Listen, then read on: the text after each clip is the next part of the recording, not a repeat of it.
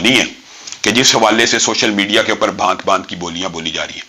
میری سب سے پہلی استدعا اور آپ سب پاکستانیوں سے اس بات کے اوپر میں اپیل کرتا ہوں کہ اللہ کے لیے دین کے شاعر کا، دین کے معاملات کا جو بھی کوئی فیصلہ ہو اس کے اندر سیاسی وابستگیوں کو پس پش ڈال دیا جائے. ختم نبوت ہو، حرمت رسول ہو، دفاع صحابہ ہو، یہ جو قاصد ہیں، یہ جو مشترکات امت ہیں، انہوں نے امت کو جوڑا ہوا ہے. ان مشترکہ قاصد کے اوپر اپنی سیاسی وابستگیوں کو پس پش ڈال کے فیصلہ کیجیے.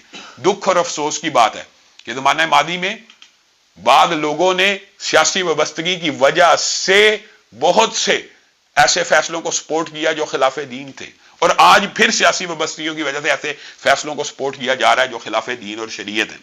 قاضی فائز عیسیٰ صاحب نے گزشتہ دنوں ایک فیصلہ دیا، وہ فیصلہ میں اپنی مصروفیت کی وجہ سے پڑھ نہ سکا. آج صبح علماء اور وکلاء اور مختلف جماعتوں کے قائدین نے رابطہ کیا تو اس فیصلے کو تفصیل سے پڑھا. اب ایک بات ضرور کہنا چاہتا ہوں، بعض لوگ سوشل میڈیا کے اوپر اس طرح کی فضول ہردہ سرائی کرتے ہیں. جو علماء کو کون سی انگلش آتی ہے؟ اللہ کے فضل و کرم سے آج معاشرے میں ایسے علماء موجود ہیں جو دنیا کی تمام زندہ زبانوں پہ عبور رکھتے ہیں.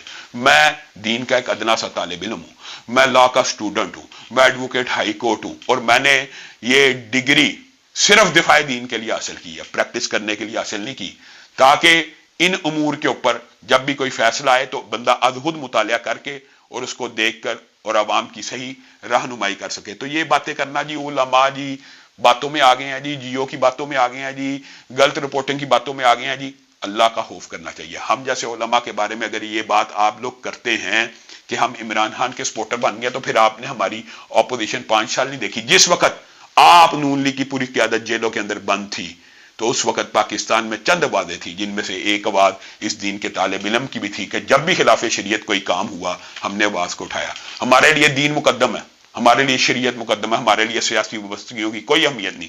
سیاسی وابستگیاں ہیں لیکن ان کو پس پش ڈال کر ہم حق اور سچ کی بات کہیں گے. قاضی فائز عیسیٰ نے اپنے فیصلے میں جو 2 دفعات کو اڑانے کی بات کی ہے اس کے حوالے سے مختصر آپ کے سامنے رکھنا چاہتا ہوں. ایک 298 ہے، آپ اٹھائیے، گوگل کے اوپر سرچ کیجئے. اگر آپ کو انگلش نہیں آتی میں نے ٹویٹر کے اوپر اس کی ٹرانسلیشن بھی لگا دی. اس کا مطلب یہ ہے کوئی قادیانی ہو، احمدی ہو، لاہوری گروپ ہو، جو بھی، وہ اپنے آپ کو مسلمان ظاہر کر کے تبلیغ نہیں کر سکتا اور مسلمانوں کو ابلاغ نہیں کر سکتا اور ان کو مسلمانوں کو اپنا فیتھ ایکسپٹ کرنے کی ترویج تلقین نہیں کر سکتا. یہ پاکستان کے آئین میں ہے کیونکہ یہ جعل سازی ہے. وہ مسلمان نہیں ہے، وہ غیر مسلم ہے، خود کو مسلمان کلیم کر کے کریں گے تو جعل سازی ہے. 298 امتناع قادیانیت ایکٹ ہے.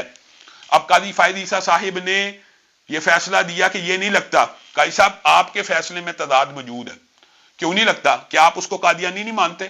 آپ کے فیصلے سے پتہ لگتا ہے آپ اس کو قادیانی مانتے ہیں، کیونکہ آپ نے لکھا کہ ہر مذہب کو، ہر گروہ کو اپنے ابلاغ کی اجازت ہے. گویا آپ اس کو غیر مسلم مان رہے ہیں، اور پھر جب غیر مسلم مانتے ہیں تو 298 کو حذف کیوں کر رہے ہیں؟ جبکہ وہ قرآن کی تفسیر بانٹ رہا ہے اور تفسیر صغیر بانٹ رہا ہے جو قرآن پاک کی صراحتاً تحریف کے اوپر مبنی ہے. مجھے ایک بات بتائیے، جس قرآن پاک میں کئی صاحب یہ لکھا ہو جگہ جگہ کہ مسیح موعود نعوذ باللہ محمد رسول اللہ صلی اللہ علیہ وسلم ہے، تو کیا اس کے اوپر 295 بی نہیں لگتی؟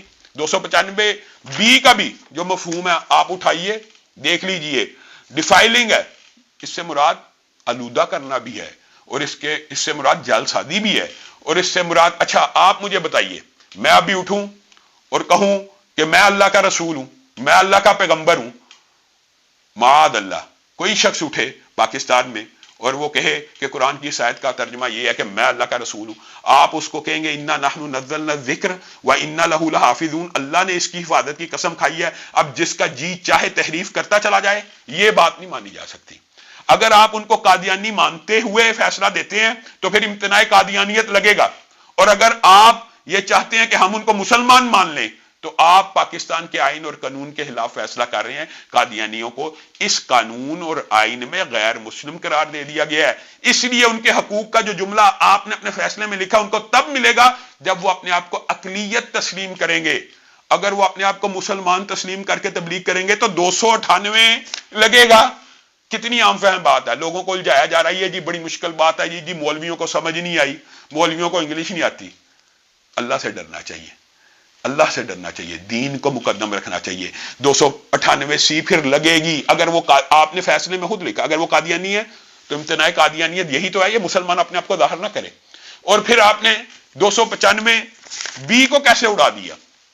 ایک بندہ قرآن پاک کی تفسیر چھاپ کر اور اس کے اندر تحریف کر رہا ہے، یہ تو توہین قرآن کے زمرے میں بھی آتا ہے، اس کے اوپر تو دفعات کا مزید سے مزید اضافہ ہوتا چلا جانا چاہیے۔ اور آپ نے کہا کہ اس شخص کے اوپر 295 نہیں لگتا اور 298 نہیں لگتا۔ قاضی صاحب کیسے نہیں لگتا؟ آپ نے جو وکلا کی ٹیم پیش ہوئی ان کو بھی دلائل نہیں دینے دیا، ان کے ساتھ بھی جبر کا معاملہ کیا۔ اللہ کے لیے، اللہ کے لیے، لا اکراہ فی الدین، لا اکراہ فی الدین، کون سا دین؟ قادیانیت کے اوپر کون سی کتاب نازل ہوئی؟ کون سا رسول آیا؟ کون سا پیغمبر آیا؟ آپ یہ چاہتے ہیں کہ قادیانیوں کو حقوق ملے مسلمانوں کے، اور مسلمان ان کو غیر مسلم بھی تسلیم نہ کریں، تو ایسا نہیں ہوگا۔ قادیانی خود اپنے آپ کو اقلیت تسلیم کریں اور پھر آپ ان کو حقوق دے دیں جو باقی اقلیتوں کے ہیں۔ جب وہ جیل سازی کر کے قرآن پاک میں تحریف کر کے، کیا قرآن پاک کی کوئی بھی ٹرانسلیشن، کوئی بھی ترجمہ آپ کے فیصلے کی روشنی میں آج کے بعد کوئی شخص کرے اور آپ کا فیصلہ لکھ کے لگا دے کہ انا نحن نزلنا الذکر، اللہ نے اس کی حفاظت کی ہے اس لیے اس میں اب تحریف نہیں ہو سکتی، تو بس اب جو مرضی جس کا جی چاہے اس کی ٹرانسلیشن کر کے چھاپتا پھرے؟ ایسا نہیں ہو سکتا۔ علماء بورڈ نے، قرآن بورڈ نے، پاکستان کے آئین نے اس طرح کی کتابوں کے چھاپنے کے اوپر پابندی لگائی، اور پرچہ ہوا بھی اس وجہ سے ہے کہ وہ لوگ یہ تحریف شدہ قرآن پاک کا ترجمہ بانٹ رہے ہیں۔ وہ جیسے ہوا کیسے ہوا یہ ایک لمبا چوڑا واقعہ ہے، لیکن آپ کو صرف آگاہ کرنے کے لیے میں آج آپ کے سامنے حاضر ہوا ہوں کہ بلا وجہ ابہام نہ پھیلایا جائے، یہ جی فلاں کا ایسا ہے، فلاں کا ایسا ہے۔ کرسٹل کلیئر ہے، خود گوگل سے کسی بھی سرچ انجن سے سرچ کیجئے 298 اور 295 اس مجرم کے اوپر لگنی چاہیے تھی کہ نہیں تھی لگنی چاہیے۔ اور اگر قاضی صاحب نے اس کو ختم کر دیا تو اللہ کے فضل و کرم سے وکلا کا ایک بہت بڑا پینل اس کے اوپر ریویو پٹیشن میں بھی جا رہا ہے۔ لیکن عوام سے میں یہ بات کرتا ہوں، اللہ کے لیے، اللہ کے لیے سیاسی وابستگیوں کو اتنا مقدم نہ جانیں کہ آپ یہ سمجھیں کہ یہ جی قائدی فائد عیسیٰ کے خلاف پراپیگنڈا پی ٹی آئی کر رہی ہے۔ کیا ہم پی ٹی آئی کے مخالف، یا کیا ہم پی ٹی آئی کی وجہ سے قاضی فائد عیسیٰ کے خلاف یہ بات کر رہے ہیں، یا کیا علماء آپ کو پتہ ہے پاکستان میں علماء کا سارا طبقہ خان کے دور میں اس کا مخالف تھا، خود ہمارا ماضی آپ کے سامنے ہے، تو ہم نے کیوں ان باتوں میں آنا؟ ہمارے لیے سیاسی وابستگی کی کوئی حیثیت نہیں، کوئی ویلیو نہیں، اور آپ کے لیے بھی نہیں ہونی چاہیے۔ بڑی عام فہم بات ہے، آپ اٹھائیے، اور اس حوالے سے اگر مزید کوئی اشکال ہیں وہ بھی میں دور کرنے کی کوشش کروں گا۔ والسلام علیکم ورحمۃ اللہ وبرکاتہ۔